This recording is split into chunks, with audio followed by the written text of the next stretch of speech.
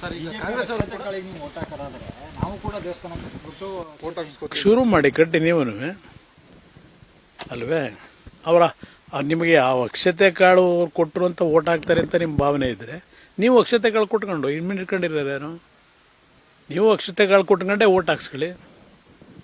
ನಾವು ಅಕ್ಷತೆ ಕಾಳು ಕೊಡ್ತೀವಿ ಓಟ್ ಹಾಕಿ ಅಂತ ಕೇಳ್ಕೊಳ್ಳಿ. ಈಗ ಅವರ ಅಕ್ಷತೆ ಕಾಳಿಗೆ ಜನ ಓಟ್ ಹಾಕೋದಾದ್ಮೇಲೆ ನಿಮ್ಮ ಅಕ್ಷತೆ ಕಾಳಿಗೆ ಜನ ಓಟ್ ಹಾಕಲ್ವಾ? ನೀವು ಒಂದು ಪ್ರಯೋಗ ಮಾಡಿ ನೋಡೋಣಂತೆ.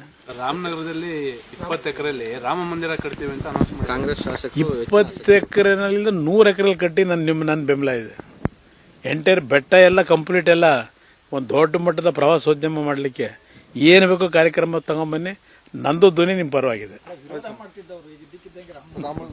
ಚುನಾವಣೆ ಆಗೋವರಿಗೆ ಹೇಳ್ತಾರೆ, ಚುನಾವಣೆವರೆಗೆ ಹೇಳ್ತಾರೆ. ಈಗ ಅಲ್ಲೆಲ್ಲೋ ಆರಬೆಲೆಯಲ್ಲಿ ದೇವಸ್ಥಾನ ಕಟ್ಟಿದ್ರ?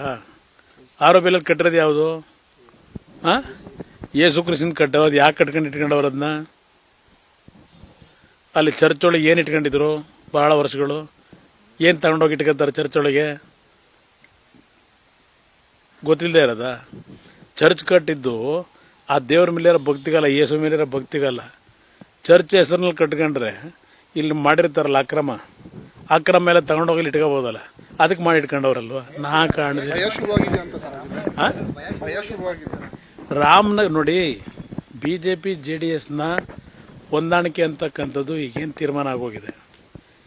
ಇವ್ರಿಗೆ ಏನೇ ತಿಪ್ಪರ್ಲಾಗ ಹಾಕಿದ್ರು, ಏನೇ ಜನಗಳಿಗೆ ಅದು ಕೊಡ್ತೀವಿ, ಇದು ಕೊಡ್ತೀವಿ, 10 ಕೋಟಿ ಕೊಡ್ತೀವಿ, 20 ಕೋಟಿ ತಂದಿದ್ದೀವಿ, ಈಗ ಕೆಲಸ ಶುರು ಮಾಡಿಸ್ತೀವಿ ಅಂದರು. ಜನ ತೀರ್ಮಾನ ಮಾಡಿದ್ದಾರೆ.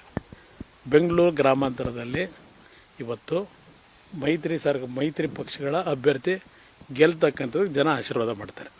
ಅದರಲ್ಲಿ ಯಾವ ಸಂಶಯ ಇಲ್ಲ.